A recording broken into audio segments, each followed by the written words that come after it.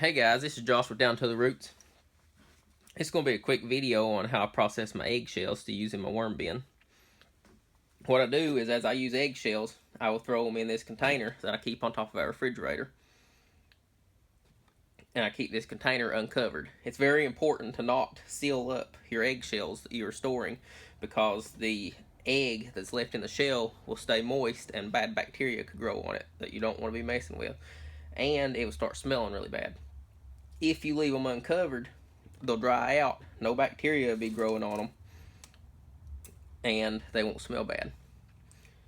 So what I do is, once this is level with eggshells, I will take a jar or an old cup or something and just crush them down. And then I just keep piling more eggshells on top of it as I use them. Then once I'm ready to process them, I will take them out of this container and put them in a microwave safe container and microwave them for anywhere from 1 minute to 3 minutes. It's very important to pasteurize them in some way. Microwave them, put them in the oven, or do something.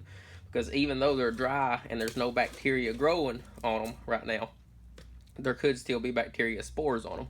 And once you put them into your worm bins and they get moisture from the worm bins, they could start growing again. And you don't want to be messing around with the bacteria that could grow on these. So after I've microwaved them, I will put them in this spice grinder, little coffee grinder. You can get these $10 or $12 at the dollar store or Walmart. Works really well. You can also put them in a food processor or a blender. A blender works really good to do this, but I like to use this little spice grinder. And I grind them up into a powder, and I store them in this little container that I have. This old glass container that I'm reusing.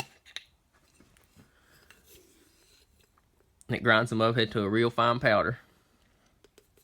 And what I do is, I will take these and put about a tablespoon of it in my bins each time I feed. I'll just sprinkle it on top of the food after I put it in the bin, and then cover them up with bedding.